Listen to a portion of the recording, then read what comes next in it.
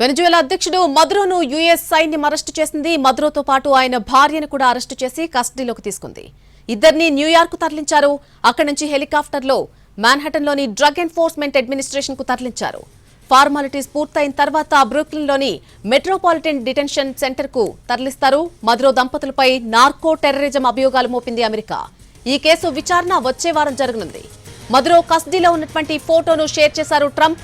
నియంత మదురోను ఆయన భార్య సిలియాను నిర్బంధించామని ప్రకటించారు. ఉగ్రవాదం, డ్రగ్స్ ముఠాలను మదురో ప్రోత్సహించారని ట్రంప్ ఆరోపిస్తున్నారు. అమెరికా చట్టాల ప్రకారం మదురో దంపతులను శిక్షిస్తామని ప్రకటించారు. వెనజువేలా సంక్షేమం కోసం పనిచేస్తామని స్పష్టం చేశారు. ఎవరో ఒకరికి వెనజువేలాను అప్పగించేది లేదని తేల్చి చెప్పారు. ఆ దేశాన్ని అమెరికానే పరిపాలిస్తుందని ట్రంప్ ప్రకటించారు. సురక్షితమైన, న్యాయమైన పరిపాలన అందిస్తామని అన్నారు. వెనజువేలాలోని చమురు నిల్వలను అమెరికా స్వాధీనం చేసుకుంటుందని స్పష్టం చేశారు. భద్రత కోసం ఆ దేశంలో అమెరికా దళాలను దించుతామన్నారు. తమ అధ్యక్షుడిని అమెరికా కస్టడీలోకి తీసుకోవడంపై వెనజువేలా ఉపాధ్యక్షుడు స్పందించారు. అమెరికా దాడులను ఖండించారు. 1989 తర్వాత ఒక లాటిన్ అమెరికన్ దేశంలో అమెరికా నేరుగా జోక్యం చేసుకోవడం ఇదే తొలిసారి. ఆ ఏడాది పనామాపై దాడి చేసి మిలిటరీ నేత మాన్యుయల్ నోరిగాను పదవీచ్యుతుని చేసింది. ఈ పరిణామాల వేళ వెనజువేలా పక్క దేశమైన కొలంబియా అలర్ట్ అయింది. ఆ దేశ సరిహద్దుల్లో బలగాలను మోహరించింది. 1989 తర్వాత ఒక లాటిన్ అమెరికన్ దేశంలో అమెరికా నేరుగా జోక్యం చేసుకోవడం అనేది ఇదే తొలిసారి. ఆ ఏడాది పనామాపై దాడి చేసి మిలిటరీ నేత మాన్యుయల్ నోరిగాను పదవీచ్యుతుని చేసింది. తాజా పరిణామాలతో వెనజువేలా పక్క దేశమైనటువంటి కొలంబియా కూడా అప్రమత్తమైంది. దేశ సరిహద్దుల్లో భారీ బలగాలను మోహరించింది. ఇప్పటికే కొలంబియా, వెనజువేలా, అమెరికా మధ్య కొంతకాలంగా ఉద్రిక్తతలు కొనసాగుతూనే ఉన్నాయి. కరాకస్ లో దాడికి ముందే వెనజువేలాలోని నార్కో టెర్రరిస్ట్ ప్రభుత్వం ఉంది అంటూ ట్రంప్ ఆరోపణలు చేశారు. వెనజువేలాపై దాడి తర్వాత భారీ విజయం సాధించినట్టుగా పోస్ట్ చేశారు. వెనజువేలాపై దాడి చేసి ఆ దేశ అధ్యక్షుడిని అరెస్టు చేయడం, వెనజువేలాను అమెరికా పరిపాలించాలని అనుకోవడం వెనుక అసలు ఉద్దేశాలేంటి అంటే ఒకే ఒక్క వాదన వినిపిస్తోంది. దక్షిణ అమెరికా దేశమైన వెనజువేలాలో ఉన్నటువంటి చమురు, గ్యాస్, గోల్డ్ నిల్వలపై అగ్రరాజ్యం అమెరికా కన్నేసింది. ఆ దేశంలో ఏకంగా 303 బిలియన్ బ్యారెళ్ల చమురు నిల్వలున్నాయి. ఆ నిల్వలను చేజిక్కించుకోవడం కోసం వెనజువేలాపై అమెరికా జరిపినటువంటి దాడుల్లో 40 మంది మరణించారు. నికోలస్ మదురో వెనజువేలా డ్రగ్స్ కార్టెల్ను నడుపుతూ తమ దేశంలోకి అక్రమంగా మత్తు పదార్థాలు రవాణా చేస్తున్నాడని అమెరికా ఆరోపిస్తోంది. అసలు కారణం అది కాదని తెలుస్తోంది. వెనజువేలాలోని విస్తారమైన చమురు, గ్యాస్ నిక్షేపాలతో పాటుగా బంగారం నిల్వలు కూడా ఉన్నాయి. ప్రపంచంలోనే అత్యధిక చమురు నిల్వలున్నటువంటి దేశాల్లో వెనజువేలా ఒకటి. 303 బిలియన్ బ్యారెళ్ల చమురుతో పాటు అదే స్థాయిలో సహజ వాయువు నిల్వలు కూడా భారీగానే ఉన్నాయి. అంతేకాదు భారీ స్థాయిలో బంగారం, ఇతర విలువైన ఖనిజాలు ఉన్నాయి. అయితే వెనజువేలాపై ఉన్నటువంటి అంతర్జాతీయ ఆంక్షల కారణంగా వాటిని వెలికి తీయలేకపోతోంది. ఎందుకంటే వెనజువేలా వామపక్ష నేత హ్యూగో చావేజ్ 1999లో అధికారంలోకి రాగానే ప్రైవేట్ వ్యక్తుల చేతుల్లో ఉన్న చమురు, గ్యాస్, గోల్డ్ ఇండస్ట్రీలను జాతీయం చేశారు. అమెరికా, యూరప్ దేశాలకు చెందినటువంటి చమురు కంపెనీలు అవకాశాలు కోల్పోయాయి.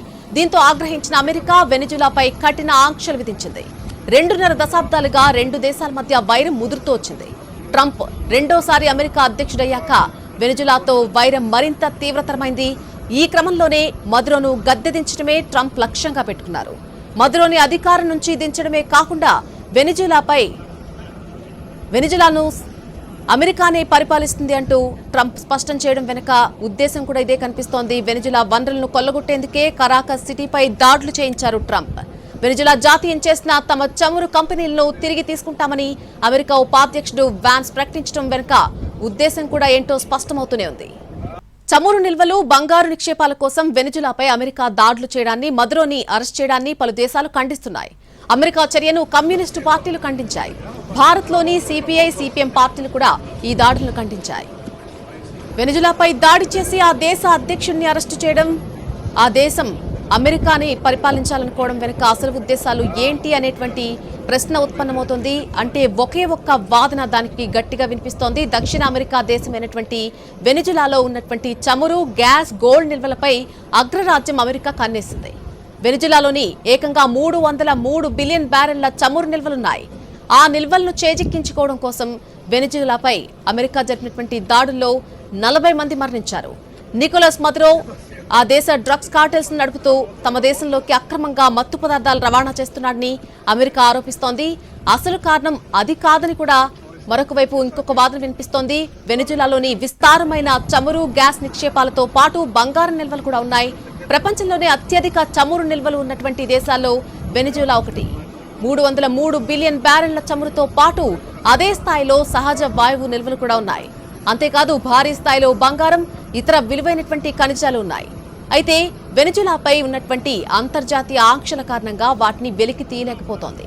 ఎందుకంటే వెనిజులా వామపక్ష నేత హ్యూగో చావెజ్ 1999లో అధికారంలోకి రాగానే ప్రైవేట్ వ్యక్తుల చేతుల్లో ఉన్నటువంటి చమురు, గ్యాస్, గోల్డ్ ఇండస్ట్రీస్ ను జాతీయం చేశారు.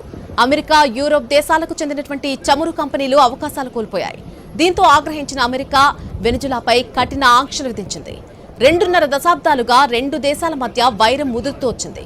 ట్రంప్ రెండోసారి అమెరికా అధ్యక్షుడయ్యాక వెనిజులాతో వైరం మరింత తీవ్రతరమైంది. ఈ క్రమంలోనే మదురోను గద్దె దించడమే ట్రంప్ లక్ష్యంగా పెట్టుకున్నారు. మదురోని అధికారం నుంచి దించడమే కాకుండా వెనిజులాను అమెరికానే పరిపాలిస్తుందని ట్రంప్ స్పష్టం చేయడం వెనుక ఉద్దేశం కూడా అదే కనిపిస్తోంది. వెనిజులా వనరులను కొల్లగొట్టేందుకే కరాకస్ సిటీపై దాడులు చేయించాడు ట్రంప్. వెనిజులా జాతీయం చేసినటువంటి తమ చమురు కంపెనీలను తిరిగి తీసుకుంటామని అమెరికా ఉపాధ్యక్షుడు వాన్స్ ప్రకటించడం వెనుక ఉద్దేశం కూడా ఏంటో స్పష్టమవుతూనే ఉంది. వెనిజులాను ఇంతకాలం పరిపాలించిన నికోలస్ మదురో పుట్టపర్తి సత్యసాయిబాబా భక్తుడు. 2005లో ఆయన వెనిజులా విదేశాంగ మంత్రిగా ఉన్నప్పుడు భారత్లో పర్యటించారు. భార్య సిలియాను కూడా పుట్టపర్తికి తీసుకొచ్చారు. సత్యసాయిని ప్రత్యేకంగా కలిసి ఆయన ఆశీస్సులు తీసుకున్నారు. అంతేకాదు అధ్యక్షుడయ్యాక తన ప్యాలెస్లో సైమన్ బొలివర్, హ్యూగో చావెజ్ ఫోటోలతో పాటు పుట్టపర్తి సత్యసాయి నిలువెత్తు ఫోటోను కూడా ఉంచారు నికోలస్. తొలుత మదురో కంటే ఆయన భార్య సిలియా సత్యసాయికి భక్తురాలు. ఆమె ప్రభావంతో మదురో కూడా పుట్టపర్తి సత్యసాయికి భక్తుడిగా మారిపోయారు. 2011లో సత్యసాయి శివైక్యమైనప్పుడు వెనిజులా జాతీయ అసెంబ్లీలో సంతాప తీర్మానం ప్రవేశపెట్టారు మదురో. అంతేకాదు మరొక దక్షిణ అమెరికా దేశం ప్రకటించినట్టుగా ఒకరోజు సంతాప దినం ప్రకటించి తన ఆధ్యాత్మిక గురువు పట్ల భక్తి చాటుకున్నారు. సత్యసాయి మహాసమాధిని కూడా దర్శించారు నికోలస్ మదురో.